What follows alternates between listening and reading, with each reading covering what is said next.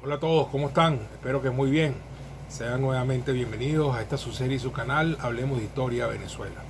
El día de hoy vamos a continuar en nuestro homenaje al general José Antonio Páez con motivo del sesquicentenario de su fallecimiento.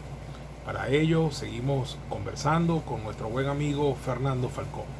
Ahora veremos la faceta de Páez presidente, del hombre de Estado, del hombre que tiene que sortear con miles de dificultades, así como enfrentar nuevos conflictos bélicos que se suceden en el seno de nuestra acontecida Venezuela a lo largo del siglo XIX. Pero también veremos a un Páez superado, a un hombre que ha cultivado la música, que ha cultivado la composición, y vamos a ver entonces cómo se ha transformado ese centauro de los llanos. Esperamos entonces que lo disfruten. Bueno, Fernando, entonces imagínate, después de eso, los realistas se atrincheran en Puerto Cabello, que va a ser el último bastión prácticamente, aunque todos sabemos, viene la campaña Occidente que lanza Morales. Morales de alguna manera se adueña de la provincia de Maracaibo nuevamente y buena parte de la de Coro. Viene la batalla naval del Lago del 24 de julio de 1823, gracias a Dios se ganó, con Padilla al mando, y queda Puerto Cabello como el último reducto que primero la intenta setear, entiendo yo, Mariño, pero Mariño no tiene éxito en esa acción y Páez toma el control de la situación directamente y Páez es el sitiador vencedor Sí, de esa acción. allá hay varias cosas, ¿no? La primera cosa que hay que decir que no se dice es que Bolívar después del 21 deja Venezuela prácticamente desguarnecida, ¿verdad? Con 3 batalloncitos, sin resolver el problema de Morales. Y la muerte de Brión, la muerte de Brión había prácticamente desmantelado la armada de Colombia, que después la reconstruye Beluche, Daniel, de todos ellos, Bouvier y Padilla, por supuesto. Entonces no había con qué. Se hace una línea citadora en el año 22 y viene lo que se llamaba el vómito negro, que es la fiebre amarilla, que acaba con el batallón granadero. Entonces Páez tiene que recoger el sitio. En el tercer sitio, entonces se une Mariño sin mando y se une Bermúdez también. Correcto. Esa va a ser la única batalla que va a ser dirigida por 3 generales en jefe, además, con todos los recursos del mundo. Y miren, hay un artículo que publica Mariño una semana después de la batalla y dice, miren, esto lo hizo gente sin tener oficiales de ingeniería. Esto lo hizo Páez con sus conocimientos. Correcto. Perdón, un sitio no es una batalla, un sitio hay que... Mariño que sí era ingeniero. Mariño era ingeniero. O sea, Mariño sabía lo que estaba diciendo. Sabía, claro. Hay un artículo interesantísimo. Yo voy a aprovechar la cuña. El 29 de este mes, la Academia de la Historia de Carabobo con la Academia de la Historia de Venezuela le vamos a rendir un homenaje a Páez, la Casa Páez. Correcto, yo vi la publicidad. Y estamos haciendo justamente, estamos trabajando con el Bicentenario de Puerto Cabello, demarcando la zona, porque voy a explicar. El castillo nunca fue tomado. Claro, claro, claro. Se tomó la plaza fortificada, que hoy en día no existe. Además, la plaza se pueden tomar por asalto, por escalamiento o por sorpresa. Esto es una sorpresa combinada con un asalto frontal. Correcto. Se meten por el Manglano, yo lo esperaba. Eso lo que hizo fue mejorar sustancialmente las posiciones. Claro. En una situación que dejaron al castillo prácticamente, bueno, o se rinden. No, dejaron ahí. Claro, o se rinden, pues. Ya te tomamos toda la plaza. Bueno, te queda comida para 10 días. Bueno, esperaremos 10 días. Así es. Y bueno, Carrera y Colina, que era coreano, además, ¿no? Era el jefe del castillo, se rinde. Y, por cierto, hablando de lo de la ingeniería, con esto pasamos al próximo episodio. Páez narra en su autobiografía justamente que en esas funciones de ingeniería para mejorar el sitio, él vuela con un cañonazo cuando está dirigiendo las obras de cómo desviar el río. Sí, para quitarle el agua dulce. Correcto, para quitarle el agua dulce al castillo, ¿no? Bueno, muy bien, Fernando, vamos a pasar un episodio complicado, ¿no? Todos sabemos que después del año 21 Bolívar no va a estar en Venezuela hasta 6 años después. Y regresa por una circunstancia política muy particular y muy complicada que se da aquí. Pero lo cierto es que aquí, como tú dices, Venezuela queda un poco desprovista, con mala provisión militar, un poco a la deriva, Páez como el jefe del departamento militar, luego va acrecentando su poder político también. Bolívar se va a la campaña del sur, Santander queda como un vicepresidente actuando y haciendo las veces de presidente. Páez y Santander no se llevaban bien, esa es la verdad. Desde el año 15. Desde el año 15 empiezan las fricciones, empiezan las cosas y viene un episodio complicado. Se habla de una invasión que va a venir desde Cuba, porque Cuba seguía siendo todavía colonia española. Vienen unas órdenes de reclutamiento, empieza a haber problemas, Páez las ejecuta de una manera que no gustan en Bogotá, y Páez es llamado a comparecer ante el Senado y empieza una discusión complicada. La municipalidad de Caracas lo condena, la municipalidad de Valencia lo apoya, hasta que empieza a haber una suerte de movimiento que yo más que separatista lo califico de desobediencia civil contra Santander, que después adquiere características de separatismo, pero no empieza siendo así, y ese episodio todos lo conocemos como la Cociata, y es algo que no podemos dejar de tocar en la vida. Sí, bueno, mira, en principio yo coincido contigo. Yo creo que es un movimiento de rebelión autonómica de las provincias de Venezuela, de los departamentos de Venezuela. Correcto. Venezuela, Orinoco, Apure, es decir, Zulia, los departamentos, contra la administración Santander. Correcto. Cuando uno ve el cruce de las cartas, dice, Páez le dice a Bolívar, venga, porque usted que puede resolver esto. Venga, porque de verdad, porque hay un episodio muy dudoso, que es el detonante que es anterior, que es la muerte de Leonardo Infante. Sí. Leonardo Infante es un llanero de oriental, héroe, que es condenado a muerte por un supuesto homicidio que él todavía, cuando uno revisa las actas, negó hasta el final. Pareciera que no. Tuvo un problema con un oficial, con un teniente, el teniente apareció muerto, lo culparon a él, pero él también se llama mal con Santander. Y habiendo paridad de votos en el tribunal, que era a vida, no se podía matar, él lo fusila. Páez, que en un principio va a ir a Bogotá, Páez renuncia a la intendencia. Además, Santander comete la torpeza o la agresión de nombrar en el cargo de Páez a la persona que lo había denunciado, que era Juan Escalona, que le debía a Páez su ascenso a general de brigada, que Páez se lo pide al... el viejo Trúmbilo. Sí, sí. Junto con Cristóbal Mendoza. Sí, cómo no, pero Páez le pide el ascenso. Yo encontré la carta. Dice, mire, esto es una injusticia, sientan a este hombre. Y este es el hombre que, digamos, lo va a traicionar. Claro. Y Miguel Peña es el que lo convence que no vaya. Miguel Peña Páez es su primo. Ajá, bueno. Es su primo, eso no se dice. Mira, Miguel Peña Páez. Yo no lo sabía. Nunca nombran el segundo apellido. No sé. Es su primo. Le dice, mira, no vayas porque Santander te va a fusilar. Te van a hacer lo que te hicieron. Porque Miguel Peña había sido originalmente uno de los miembros del tribunal que había juzgado Leonardo. Claro, y es el que protesta. Dice, oye, pero si están igualados, ¿por qué lo fusilan? Yo leí una carta donde Bolívar le dice, bueno, usted sabe que yo tengo mi opinión de Leonardo Infante. El hombre, si vio un perro, le atraviesa una lanza, pero también me salvó la vida en el Rincón de los Toros. Claro. Tómelo en cuenta. O sea, trate de que no se haga una injusticia. Entonces, claro, y después la municipalidad de Caracas, que ha condenado a Páez, lo defiende después. Claro, así es. Lo defiende después, y bueno, el departamento de Venezuela se alza, el departamento del Zulia también, el departamento de Oriente más o menos, y Apure se divide, una cosa que no se ha contado. Los regimientos que ya estaban en su casa, pero eran llamados a reserva, el regimiento La Venganza y el regimiento La Muerte se quedan con Bolívar, y guías de Apure y regimiento Honor se quedan con Páez. Hay una división, por eso que Páez ahí le pasa factura, los borra prácticamente de la historia a Romero y a Echazo, la gente ni los conoce, los borra, apenas los nombra, los fotografía en una lista, pero... entonces, bueno, viene Bolívar en el 27, Bolívar viene en son de guerra, esa es la verdad, y se encuentra con un Páez que le dice, mira, el problema no es usted, Libertador, el problema es Santander. Y termina Bolívar dándole la razón, y al haberle dado la razón a Páez, lo enemista con Santander. Entonces luego viene más aún, porque ya tenía su problema. Sí, pero ahí digamos que es la gota que derrama el vaso. Totalmente. Quería la cabeza de Páez y Bolívar le dice no. Y esto ha sido muy mal trabajado. Hay dos trabajos, el de Elías Pino reciente sobre la Cociata, Y para mí el que es el mejor trabajo no superado todavía, que es el de Guillermo González, se llama Dentro de la Cosiata, con documentos de época, libro de 1904, donde mira, uno lee la documentación y uno dice, pero es que aquí lo que hay es efectivamente una rebelión contra Santa Fe. Una rebelión departamental contra el gobierno. Aquello de muera el rey y viva el rey y muera el mal gobierno.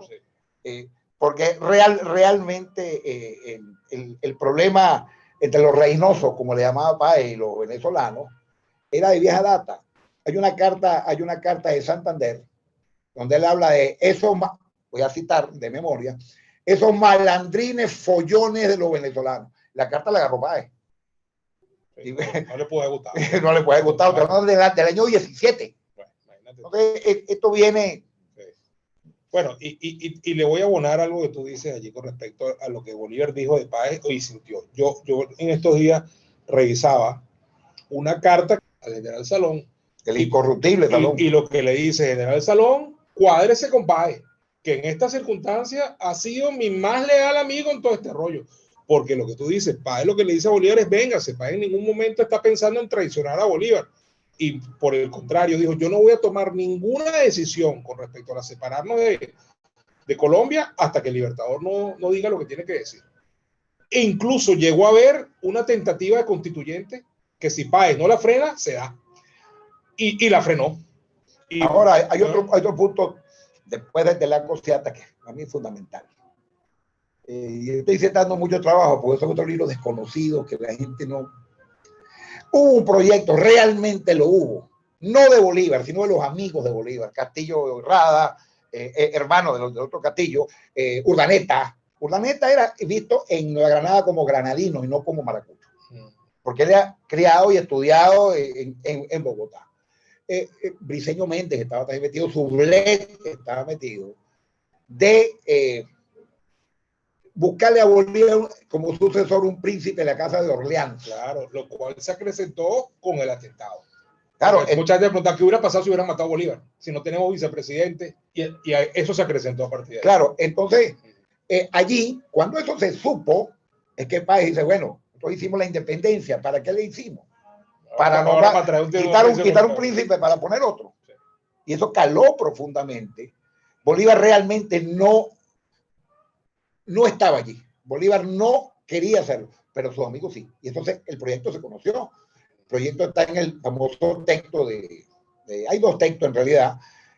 Uno se llama El Imperio de los Andes, de Carlos Villanueva, el padre de Carlos Raúl Villanueva, el director de la universidad. Sí. Y el otro es el de Carlos Parra Pérez, se llama La Monarquía en la Gran Colombia. Donde están los documentos de todo Y te agrego algo. En la biografía famosa de Bolívar, de Indalecio Líbano Aguirre dice, y Bolívar guardó un extraño silencio por casi un año. Y no es sino hasta finales de 1829 que le responde en términos categóricos al embajador de Claro, pero cuando ya el daño está hecho. Cuando ya el daño está hecho, ya todo el mundo lo sabía. Claro, cuando el daño está hecho, y entonces en el año 29, a finales del 29, en diciembre, se produce la separación sobre esa base. Ahora, no es tanto que el personaje...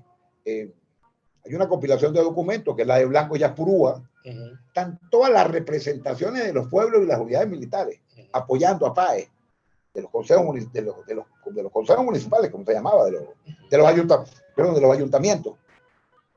Y miren, es abrumador, la gente quería irse. Sí. Estamos hablando, mira, hay unos 150, 200 cartas que dicen, bueno, pero aquí y aquí y aquí, los pueblos más pequeños sacaban. Sí. Yo soy lo que digo que pensar distinto no es traición. Y simplemente creo que el proyecto bolivariano de Colombia se fue resquebrajando por su propia dinámica. Tuvo detractores en lo que es hoy Colombia, tuvo detractores en Venezuela, tuvo detractores en Ecuador, y se fue resquebrajando. Y esto de traer una figura europea pensando en suceder a Bolívar fue matador, fue aniquilador.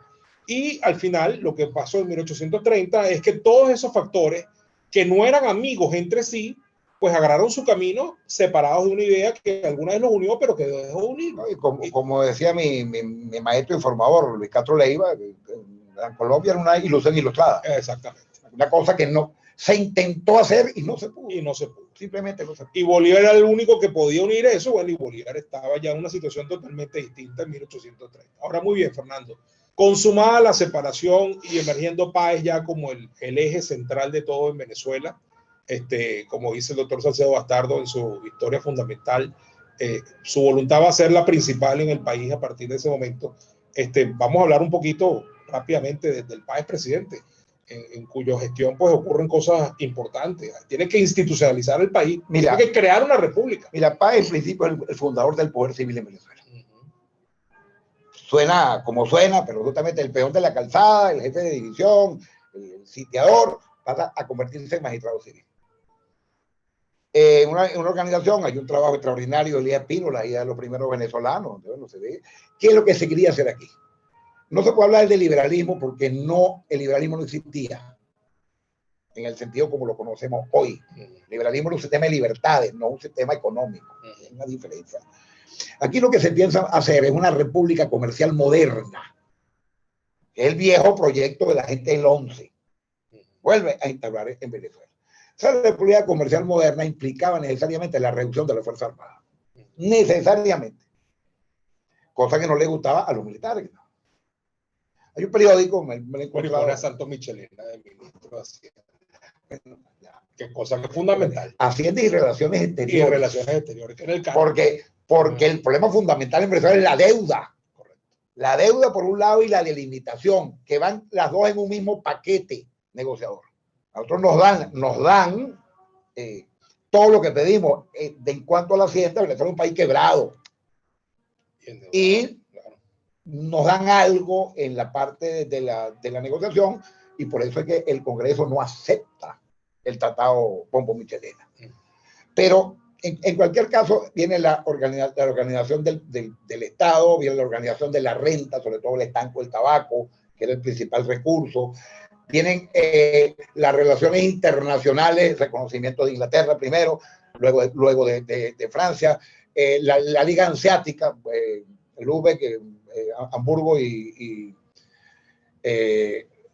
Lübeck, Hamburgo y Bremen, que la Liga Hanseática reconoce a Venezuela, Dinamarca. Es decir, el proceso de reconocimiento del Estado lo lleva a cabo José Antonio Páez, primera presidencia, y luego viene, bueno, el incidente de 1835, que es la única vez, escuchen bien lo que estoy diciendo, porque esto, donde el ejército profesional, es la única vez que en el siglo XIX el ejército profesional da un golpe de Estado, que es la Revolución de la Reforma.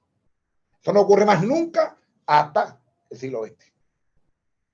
El ejército profesional son 3 batallones, el Anzoátegui, el Boyacá y el Junín, que están acá, que bueno, se levantan con Mariño por... hay una alianza rara. Están los profesionales que sienten que sus privilegios están siendo reducidos, los federalistas. Recuerden que nosotros montamos un sistema además muy interesante desde el punto de vista politológico, que es un sistema centrofederal. Ya no éramos ni federales ni centrales, sino un sistema centrofederal. Se ha estudiado muy poco. Y también los republicanos clásicos, donde aparece un personaje también digno de estudio, lo han vilipendiado mucho, comprenderlo en su dimensión, que es Pedro Carujo. Entonces ustedes ven los bolivarianos aliados a los federalistas y a los que habían atentado contra el Libertador. Del otro lado están los detentores del poder civil y están también los agrarios, que son los militares que se han retirado a la vida privada, que consideran que lo fundamental es el desarrollo de una economía agraria, donde está Urdaneta, donde está Mariano Motilla, donde está Juan Bautista Arimendi. Hay un pequeño texto mío sobre eso que anda por allí en una revista. Entonces se enfrentan 2 tendencias. Ambas tendencias reconocen a Páez como jefe. Claro, claro. De hecho, cuando se produce la insurrección, la revolución de la reforma. Sí, la primera insurrección donde ponen preso a Vargas, que lo mandan a San Tomás porque Vargas tenía propiedad en San Tomás.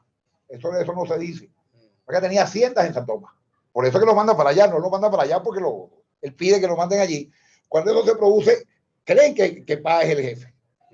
Además, hay una famosa anécdota que vale la pena contar. como ustedes saben, el diálogo entre Carujo y Vargas, ¿no? El hombre justo de todo, el hombre Carujo dice el mundo de los valientes, y Vargas le dice el mundo es el hombre justo y honrado. Cuentan que Páez, que está en el acto de San Pablo, se entera, y dice los dos están equivocados. El mundo de los valientes cuando son justos y honrados, y de los justos y honrados cuando son valientes. Yo me la sabía más corta. Está bien, está bien. Entonces, bueno, Páez defiende el poder civil, repone a Vargas, lo reconoce Laurencio Silva, que está alzado, el compañero de estudio del Libertador, el general Alcántara, que están alzados, los bolivarianos. Los bolivarianos son parte del golpe, inmediatamente reconocen a Páez, y ahí, por supuesto, se cae todo luego se van a Oriente, Carujo resiste en Puerto Cabello, pues ya al final de esto. Y Páez repone a Vargas en el poder. Páez repone a Vargas en el poder, Vargas renuncia. Una posición institucionalista importante para poder mantener la república recién. Pero ahí hay una cosa interesante que hay que decirlo. Vargas no era el candidato de Páez. No. El candidato de Páez es Sublet, que termina después encargándose luego de la y además la candidatura de Vargas la había enfrentado abiertamente Mariño. Claro, pero también se produce el incidente de los votos del Congreso, el detonante. Mariño pasaba a segunda vuelta. Correcto. Con Soler. Y los vargasianos, encabezados por José Rafael Revenga, que era como hermano de Páez, y de Domingo Briceño, uno de los personajes más lúcidos, intelectualmente hablando, en Venezuela, logran la anulación de los votos de la provincia de Cumaná. Le anulan los votos a Cumaná, imagínate, la fuerza de Mariño, entonces pasa Vargas a segunda vuelta, y eso detonó el incidente. Pero para el caso que nos ocupa, estos temas de todo un programa, bueno, Páez repone a Vargas, Vargas renuncia, viene Sublet, Páez haciendo una segunda presidencia, y bueno, viene el gran error a mi modo de ver, de su vida, y que nos costó muy caro en la historia venezolana, que fue el apoyo a Monaga. A Monaga. Sí. Mira, pero en esa segunda presidencia ocurren cosas también interesantes, para que no nos vayamos de una vez al año 48. En esa segunda presidencia, como dijiste, ¿no? Páez repone a Vargas, Vargas renuncia, viene Sublet, termina ese periodo, el Congreso elige a Páez nuevamente para un segundo periodo, 1838-1842. En esa segunda presidencia, Páez, viene el retorno de los restos libertadores a Venezuela. Entiendo que es cuando llegan los alemanes que fundan la colonia Tovar. Se hace Páez el primer gran comendador de la República, de la Orden Masónica en Venezuela, cosa que es importante porque la formación masónica de Páez sin duda alguna tuvo que ver mucho con su superación personal, que la demostró en muchos ámbitos de la vida, ¿no? Es un aspecto poco conocido de la vida de Páez, pero que vale la pena mencionar en un programa histórico como este. Páez fue el primer gran comendador de la Orden Masónica en Venezuela. Ahora, a mí sí me gustaría hacer mientras que Diego Bautista Urdaneta era el gran maestro de la Orden. Voy a hacer un pequeño paréntesis porque al público en general hay que explicarle que la masonería no es una religión. Exacto. La masonería es una sociedad de hombres libres, de unas costumbres que aprenden moral a través de un sistema de enseñanza. Eso es realmente lo que es la masonería. Hoy en día quizás no tiene la importancia que tuvo, pero en el siglo XIX ser masón era ser un defensor de la libertad individual y colectiva. La mayoría de los presidentes lo eran. De hecho, Monaga también lo era. Todo. Entonces, casi todo. La información que yo tengo es que Páez inicia a finales del año 19. Hay una carta de Sublet donde dice ya Páez es de los nuestros. Ya. Una carta de Sublet para Motilla. De ese año, del año 19. No, principio del año 20. Claro, no era tan inmediato lo que había ocurrido. Los cálculos finales del año 19. Interesante. Bueno, lo cierto entonces que... y además hay un puntico, porque las cartas de Páez empiezan a firmarse con 3 puntos. Imagínate, claro. Entonces, que clarito. Inequívoco, ¿no? El sello masónico del perdón. No, adelante, perfecto. Bueno, ahí viene una segunda presidencia de Sublet. Claro. Y después es que viene el apoyo a Monagas. Entonces, aquí viene el tema, ¿no? Porque Monagas es un personaje sumamente polémico, había sido un adversario feroz, tenía unos aliados que eran unos enemigos archiconocidos, e irónicamente Páez termina apoyando a un tipo que no merecía su apoyo, ¿no? Y en detrimento de gente que sí tal vez lo hubiera merecido más. Pero es que hay la crisis del año 46, poco se ha estudiado bien. Porque fíjense, la historia de Venezuela, nosotros vemos la independencia y después arrancamos con Gómez. Correcto. Y ese periodo es que está en oscuro, fíjense. Hay dos grupos opuestos a Páez, que son los rescoldos de la resolución de la reforma, lo que había quedado, Correcto. que se afilian al Partido Liberal. Correcto. No porque fueran liberales en sí, sino porque querían pasarle una factura a Páez. Por cierto, aquí no hubo partido conservador. El partido venezolano se llamaba Partido del Orden. Se decía conservador por... Sí, bueno, por cómo se llama en Colombia, tal vez. Sí, pero aquí se llama Partido del Orden. Se produce esa alianza, el Partido Liberal y los antiguos bolivarianos, a los que pertenecía Monagas. Acuérdate el año 31, el Instituto Pirital y todo aquello, y la participación de Monagas en la reforma, que lo perdona Páez. Llega Monagas al poder porque justamente él era enemigo de ellos, enemigo enemigo entre comillas, aparente. Y después se alía con ellos, llega a la presidencia, se alía con ellos, viene el escándalo del asalto al Congreso, uno de los episodios más tristes que hemos tenido en la historia venezolana. 24 de enero de 1848. Allí le da una patada Monagas a la mesa, pero entonces vienen los viejos resentimientos. Esto es una cosa que de verdad, ojalá no tuviera más vida y más tiempo para estudiarla a profundidad. Uno ve cosas como, por ejemplo, Cornelio Muñoz, hombre de toda la confianza de Páez, oye, se pasa a Monagas. Muchos hombres se pasan a Monagas y cuando Páez de nuevamente en defensa de las instituciones sale a campaña, no tiene eco. No tiene eco. Y bueno, lamentablemente fracasa 2 veces, ¿no? Y bueno, termina Páez preso.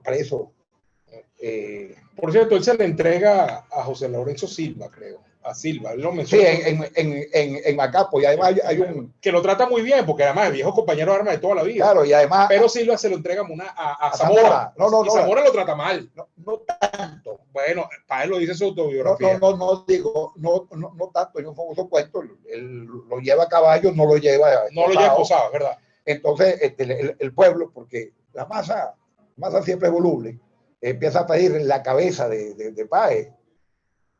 Y bueno, Páez se voltea y digo, miren, den mi cabeza quieta que ya el comandante Zamora la pidió primero. Sí, pero Páez narra en su autobiografía que desde que salió con Zamora y por donde iba atravesando, él sentía que todo lo que iba pasando había sido preparado por Zamora previamente. Sí. Porque los hombres de Zamora estaban todo el tiempo ensañados con él. Sí, claro. Él lo dice de manera... Claro, y después en el Castillo... Claro, el Castillo fue peor. Para que la gente lo sepa, Páez después repitió el Castillo de Cumaná. Y en el Castillo de Cumaná están unas condiciones terribles, a un punto tal que él describe que lo encierran en un cuarto, no en una celda, sino en un cuarto, sin ventanas, sin ventilación, y él tiene que pasar la mayoría del día acostado boca abajo, con la nariz pegada a la rendija que queda entre la puerta y el piso, para poder respirar. Sí. Y ahí está, creo que un año completo, porque él... Casi un año, sí. Casi un año, porque él cae en el 49 y el exilio es el año 50. ¿No? O sea que...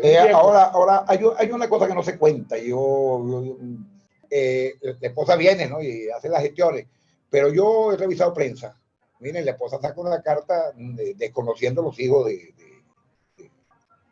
de Páez, sacó una carta contra Páez. Caramba, la señora Ortiz no queda muy bien parada. Es decir, parte de la campaña de crédito de Páez en su propia esposa, que después tuvo, bueno, razones tendría, ¿no? Porque Páez no fue fiel con ella. Pero después, claro, tiene este gesto, pero hay carta, porque es que la historia de Venezuela de 2 años no se ha escrito. Sí. Hay un par de textos muy buenos, el de... por cierto. De Guzmán, de Díaz Sánchez. Sí, por cierto, Fernando, ya que estamos haciéndole un homenaje al personaje, tampoco vamos a estar ocultando cosas por ocultar, y además que no es algo ocultable en realidad. Pero así como cualquiera que hable de la vida de Bolívar va a nombrar a Pepita Machado, va a nombrar a Manuela Sáenz, aquí hay que nombrar a Barbarita. No, a la Nieve. Sí, es una mujer excepcionalmente bella, excepcionalmente culta. Y mira, hay una cosa importante. Hasta Guzmán Blanco no había divorcio en Venezuela. ¿Cómo hace una persona, hombre o mujer, cuando se enamora? Es un sentimiento natural. ¿Cómo es una persona cuando se enamora? Ustedes me dirán, bueno, pero es que es el hombre. Bueno, hay que decir que la señora Manuela Sáenz era la esposa del doctor Turner. Es verdad. Estaba casada. Es decir, eso ocurrió entre hombres y mujeres. Parte de los aportes de Guzmán, que puede ser muy criticado y es objeto de otro tema, es resolver el problema. ¿Cómo es una persona que se enamora, que no quiere nada con la otra y tiene que estar atado indisolublemente? Además, sin hacerle daño, ¿no? Él tenía todo el poder para hacerle daño y no le hizo daño. Sí. Lo cierto es que en sus dos presidencias, la que fungió como primera dama fue Barbarita Nieves. Sí, bueno, no hay duda. No, y dicen, o sea, decía su entorno que había jugado una influencia en él determinante, para bien y para mal, porque hizo uso del poder, pero también estimuló en él cosas tan importantes como el tema por la música. El tema musical, voy a cometer una incidencia en este programa, si lo va adelante. El día 29, en el acto que se va a hacer a Páez, la Orquesta de Cámara del Estado de Carabobo va a tocar las piezas completas por Páez. Ya tenemos las partituras. Interesante. Compuso valses. Sí, se van a tocar. Qué interesante. Se van a interpretar. Qué interesante. Bueno, Fernando, mira, nos quedan 5 minutos para tocar lo siguiente. Después de su prisión, Páez se va al exilio, regresa brevemente el año 58 bajo la presidencia de Julián Castro, vuelve a salir del país hasta que viene ya de manera definitiva el año 60 y viene nada más y nada menos que encargarse como jefe supremo civil y militar de la República en una dictadura que va a terminar siendo muy polémica, ¿no? En plena guerra federal, que también es un episodio muy polémico. Vamos a dedicarle los últimos 5 minutos. Yo creo que, mira, si segunda parte nunca fueron buenas, terceras y cuartas son peores.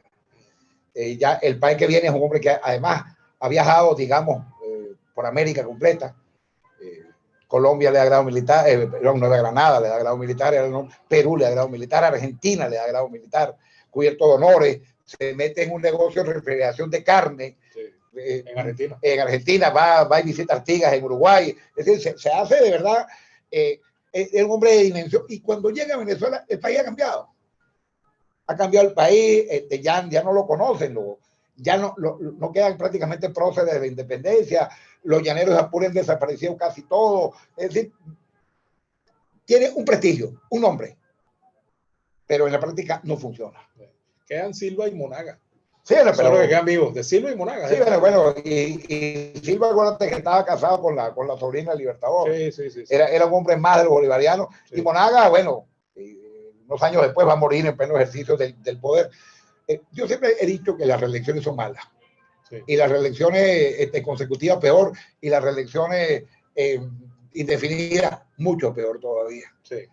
Si algo demuestra la historia es eso, creo que Páez termina, bueno, yéndose a Nueva York. Por cierto, interesante la forma en que pactan el Tratado de Cochelis y Falcón. Sí. Porque con respeto se reconocen y tal, y, sí, claro. Falcón le pide que narre la batalla y Páez se la narra, y Eduardo Blanco está presente y le dice, oye Eduardo, oye, ahí está la Ilíada narrada por Aquiles. se emocionó Falcón. Claro, un personaje, bueno. Una leyenda viviente. Falcón fue un gran hombre, un pésimo presidente. Yo tengo esa sangre por la vida de uno de los hijos naturales. Como bien sabes, él no tuvo hijos en el matrimonio, tuvo 2 hijos, uno de ellos José Ambrosio Falcón, de donde viene mi familia, pero Falcón era un pésimo presidente. Bueno, José Antonio Páez, quizás con esto yo concluyo y te agradezco muchísimo, mi muy querido hermano, colega, amigo, esta posibilidad de conversar. Páez es el venezolano integral, como decía Vitalio Rey. Hombre hecho a sí mismo, hombre echado para adelante, como decimos los llaneros, del tamaño del compromiso que se le presentó, y para mí, el padre de la patria. Si Bolívar es el gran libertador de América, el padre de la nacionalidad venezolana se llama José Antonio Páez Herrera. Bien, muy bien, Fernando. Bueno, yo para concluir quisiera agregar algo, que es que Páez después de la guerra federal se va nuevamente al exilio en 1863, justamente 10 años antes de su muerte. Vuelve a Argentina, por cierto. Ahí está en casa de la familia Carranza, y lo acogen como un miembro más de la familia. Llega con su asistente personal, Miss Warner, y con un perrito que se llamaba Pink. Y bueno, allí trata de desarrollar nuevamente el negocio de la carne congelada, Creo que en esos años es que viaja a Europa también, o no sé si lo había hecho ya también en el primer exilio. Y ya en su paso por Sudamérica, bueno, como tú dices, tuvo los reconocimientos de Perú, de la Nueva Granada, en Panamá también lo atienden maravillosamente. Y bueno, ya finalmente se va a Nueva York. Uno de los últimos valses que compone, se lo compone a la hija menor de esa familia Carranza, que se llamaba María Eugenia. Y de hecho el vals se compone Escucha Bella María. Ese es el último vals que compone Páez en su vida. Y hay que decir que llega a tocar violín, piano, cantar ópera. No, pero bueno, hay una anécdota muy sabrosa de Carl Richards, es un alemán que estuvo aquí en Venezuela, dejó 9 cartas, cada carta de 30 páginas, un libro, recuperado por Xavier de Abreu, investigador venezolano, donde Sucre viene con los fusiles en el año 20 a llevarlos a... y llega el 19 de marzo a El Ursa. En plena fiesta. Páez le dice, no, general, aquí hay una fiesta esta noche. Él se queda, te saldrá mañana. Se cuenta que Páez uniformado, ¿sabes? Con el 4 le decían los músicos, no, mira, si no es aquí que le va a dar. Mira, Páez es un hombre, fíjense, que no ha tenido una película. No tenía miren, si Páez fuera norteamericano, ¿cuántas películas no tuviera? Sin duda. Un personaje que vale la pena, ojalá en algún momento veamos a Páez en el cine. Así es.